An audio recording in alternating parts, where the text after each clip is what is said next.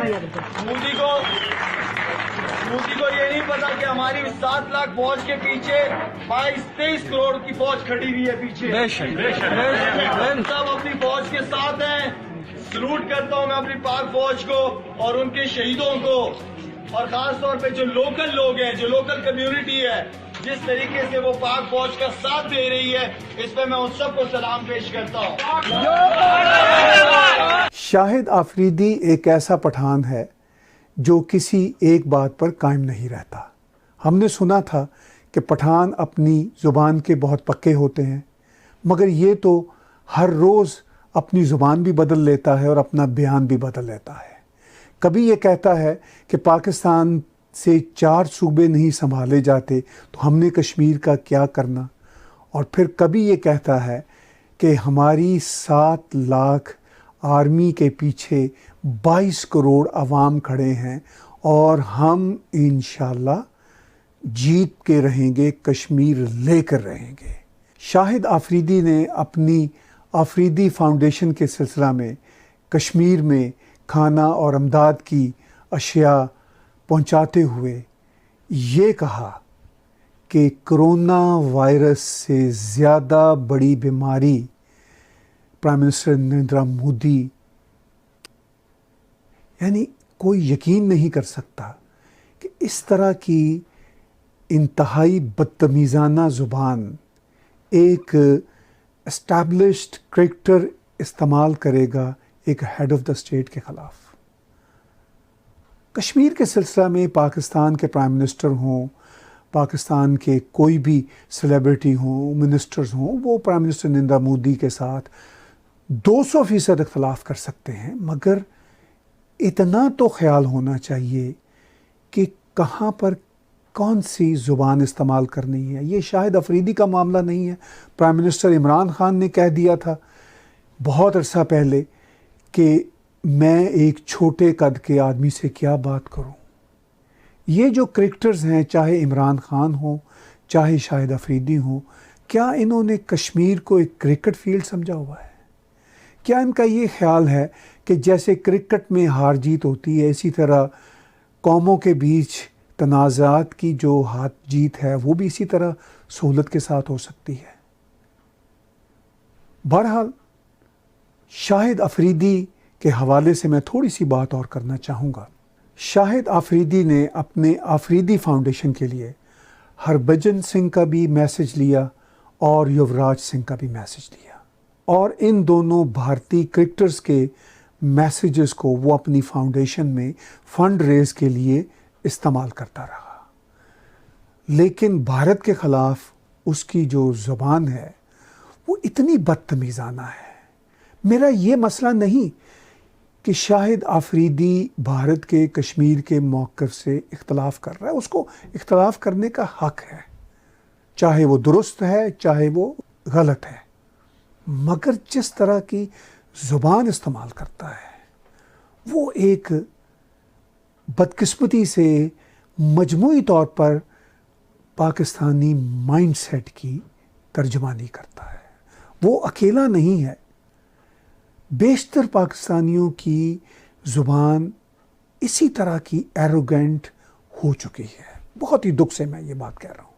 जब मैं ये आपसे बात कह रहा हूँ तो मेरे शोज़ के हवाले से मेरे अपने ओरिजिन के जो पाकिस्तानी बहन भाई हैं उनमें से बहुत से मुझ पर ये इल्ज़ाम लगाते हैं कि तुम हिंदुत्व की बात करते हो, तुम भारत की बात करते हो।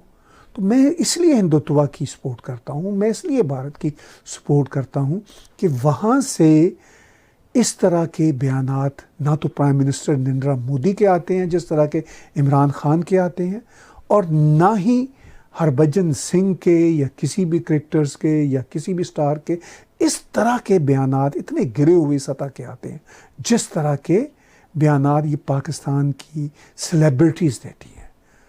तो फिर जाहिर है एक इंडिपेंडेंट जर्नलिस्ट होने के नाते मैं उस मौक़िफ़ की हमायत करूँगा जिस मौक़िफ़ में बदतमीज़ी ना हो, जिस मौक़िफ़ में शाइस्तगी हो। लेकिन शाहिद अफरीदी का मज़ीद ये कहना है कि कोरोना वायरस से भी ज़्यादा बड़ी बीमारी मोदी साहब के अंदर है। ये तो मैं मोदी साहब कह रहा हूँ, वो तो बदतमीज़ाना लहजे में ये बात करता है। तो अगर इस तरह की ज़ुबान वो बरतता है और उसकी वजह वो ये बयान करता है कि मोदी मज़हब की वजह से, अपने रिलीजन से जुड़े होने की वजह से ऐसी हरकतें कश्मीर में कर रहे हैं जो उनको पसंद नहीं, तो क्या ये अपने मज़हब से जुड़े होने की वजह से इस तरह की बदतमीज़ाना ज़ुबान शाहिद आफरीदी नामी शख्स इस्तेमाल कर रहा है?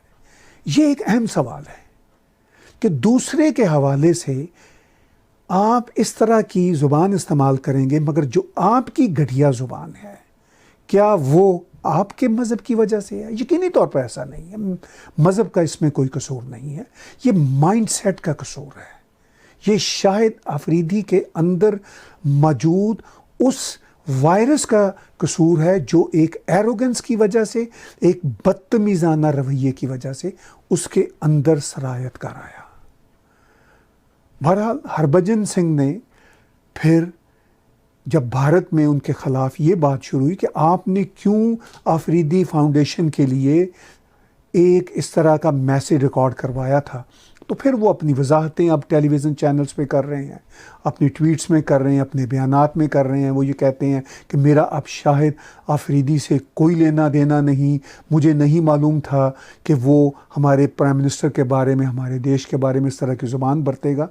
मगर हरभजन सिंह जी, ये कोई शाहिद आफरीदी पहली बार थोड़ा कर रहा है। इससे पहले कई बार, एटलीस्ट कोई 5-6 बार तो ऑन रैकेट है, शायद इससे भी ज़्यादा ऑन रैकेट हो, शाहिद आफरीदी यही कुछ कर चुका है। तो आपके इल्म में नहीं था। एक ऐसे ही इंटरव्यू में हरभजन सिंह ने गुप्ता जी को इंटरव्यू देते हुए कहा कि उनको ये एहसास था कि शायद ये ह्यूमैनिटी के लिए काम कर रहा है, तो चलिए मैं इसके लिए मैसेज रिकॉर्ड कर दूँ। पहले मैं गुप्ता जी की कर्टसी के साथ और टक ऐप की कर्टसी के साथ एक छोटा सा क्लिप उनके इंटरव्यू से आपको सुनाता और दिखाता हूँ। बाकी जो कल अफरीदी ने किया उसके ऊपर आता हूँ मैं। जो अफरीदी ने किया वो बदतमीजी है। वो कभी भी उठ के हमारे प्रधानमंत्री के बारे में या फिर हमारे देश के बारे में या हमारे देश के नागरिकों के बारे में कुछ भी बोल दे, ये हमारी बर्दाश्त से बाहर है। कभी आप, जैसे उन्होंने आज इंडियन प्राइम मिनिस्टर के बारे में ये सब बोला, क्या कभी आपने उनके प्राइम मिनिस्टर के बारे में टिप्पणी की हो, मतलब आपको याद आता हो? देखिए, आपको लगता है कि मेरा कद इतना बड़ा है कि मैं किसी भी एक बड़े जो ओहदे के लोग हैं या फिर उनके ओहदे के हिसाब से या मेरे से उम्र के लिहाज से मेरे से बड़े हों तो मैं उनके बारे में बात कर सकता हूँ ऐसी? तो ये मेरे लिए अपनी बड़ी शर्मनाक बात होगी कि अगर मैं अपने बड़ों की इज्जत ना करूं। और हमें तो ये सिखाया जाता है कि बड़ों की इज्जत करते हैं, चाहे वो किसी भी धर्म का हो, किसी भी कास्ट का हो, किसी भी देश का हो। तो मेरे लिहाज से तो मैं कभी ऐसी टिप्पणी कर नहीं सकता। आप ये इंटरव्यू यूट्यूब पे जाके पूरे का पूरा देख सकते हैं, सुन सकते हैं। गुप्ता जी ने बहुत अच्छा सवाल किया। उन्होंने कहा कि आपको हरभजन जी पहले भी तो पता था वो ऐसा ही कर रहा था? तो उन्होंने वही कहा कि मुझे नहीं पता था। फिर उनसे पूछा गया कि क्या उन शाहिद आफरीदी का कोई पॉलिटिकल एम्बिशन हो सकता है? तो हरभजन ने कहा हाँ मुझे लगता है ऐसा ही होगा। हमारे ये जो सरदार बहन भाई हैं ये बड़े भोले हैं। हरभजन तो बहुत ही प्यारे नौजवान हैं, लेकिन वो ये समझते हैं कि शायद ये कोई राजनीति के लिए शाहिद आफरीदी ऐसी बात कर रहा है। उनको ये नहीं पता कि ये राजनीति का मामला नहीं है, ये इनग्रेन्ड है माइंडसेट, बदकिस्मती से बदतमीज़ाना माइंडसेट शाहिद आफरीदी और इन जैसे लाखों करोड़ों लोगों के अंदर। जब शाहिद आफरीदी ने कुछ अर्सा पहले ये बात अपने भोलपन में कह दी थी कि हमसे तो 4 सूबे नहीं संभाले जाते, हमने कश्मीर का क्या करना, तो उस वक्त शाहिद आफरीदी पर बहुत तनकीद हुई। मेरा ख्याल है उसके बाद शाहिद आफरीदी मोहतात हो गया। नहीं चाहिए पाकिस्तान को, पाकिस्तान से 4 सूबे नहीं संभल रहे। मैंने यहाँ पर शाहिद आफरीदी को टोरंटो में कई बार देखा है। हरभजन सिंह भी एक बार मुझे उनको बहुत करीब से यहाँ देखने का मौका मिला, और मैंने जो बॉडी लैंग्वेज में फ़र्क महसूस किया था, हरभजन बहुत डाउन टू अर्थ था और बहुत ही जिसे पंजाबी में कहते हैं बीबे अंदाज के साथ हर शख्स से उस महफिल में जिसमें वो मौजूद था, जिस महफिल में सैकड़ों लोग थे, वो हर शख्स से मिल रहा था। लेकिन शाहिद आफरीदी जैसे कोई खुदा हो, जैसे कोई मगरूर इंसान हो, किसी से मिल ही नहीं रहा था। खैर, मेरा तो जब भी ये सेलिब्रिटीज़, चाहे ये बॉलीवुड के हों, लॉलीवुड के हों, चाहे ये बड़े बड़े सिंगर्स हों, चाहे ये क्रिकेटर्स हों, आते हैं तो मैं इनकी कदर करता हूँ इनकी परफॉर्मेंस की वजह से। मैं आमतौर पर एक मीडिया पर्सन होने के नाते मैं अक्सर मौजूद होता हूँ ऐसी जगहों पे, लेकिन मैं मिला नहीं करता, चूँकि एक तो इनके सिक्योरिटी के इश्यूज़ होते हैं जो मैं आई अंडरस्टैंड, दूसरा इनके अंदर एक गरूर होता है। लेकिन बदकिस्मती से ये जो पाकिस्तान से आने वाले आर्टिस्ट हैं, जिनका कंट्री भी छोटा है एज़ कंपेयर टू भारत, उनकी निस्बत ये जैसे आसमान पर बैठे होते हैं और गरूर से भरे होते हैं। भारत के इवन बॉलीवुड के भी सितारे मैं बहुत सौ से मिला हूँ, और क्रिकेटर्स भी टॉप के, वो डाउन टू अर्थ होते हैं जनरल। ये एक जनरल रवैया है। इसीलिए तो हरभजन जी ने इस वीडियो क्लिप में जो भी मैंने आपको दिखाया, गुप्ता जी के साथ बात करते हुए कहा था कि हमें इज़्ज़त सिखाई जाती है बड़ों की करना, हम बड़ों की इज़्ज़त करते हैं। बिल्कुल सच वो कह रहे हैं हरभजन जी, ये बड़ों की इज़्ज़त करते हैं। लेकिन इधर ना कोई बड़े का लिहाज, ना कोई छोटे का लिहाज, बदतमीज़ी कूट कूट के भरी हुई है। और मुझे समझ नहीं आती कि ये जो इस तरह के नारे ये लोग लगाते हैं, और फिर इनके पीछे जो ट्रोल आर्मी ट्विटर्स पे बैठी हुई है नौजवानों की, उन ट्रोलर्स के अलावा भी जो एक पाकिस्तानी एक ख़ास तरह का माइंडसेट सोशल मीडिया पे बैठा हुआ है, जो मुझे भी बार बार शायद इस शो के बाद ज़रा ज़्यादा ही बदतमीज़ाना बातें करेगा, विच आई एक्चुअली डोंट केयर। तो मैं सिर्फ ये सोचता हूँ कि क्या इनके नारों से, इनकी बदतमीज़ाना बातों से हिंदुत्व और हिंदूज़ के ख़िलाफ़ नफ़रत इनके दिलो दिमाग में बनी हुई है, उससे क्या ये कश्मीर को ले लेंगे?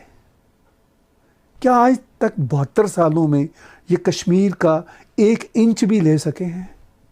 बल्कि आधा पाकिस्तान, बांग्लादेश इनके हाथ से जा चुका है। ये सच नहीं मानने वाली जो है ना, ये वाली कौम जो इस तरह की सोचें रखती है, सच नहीं मानना।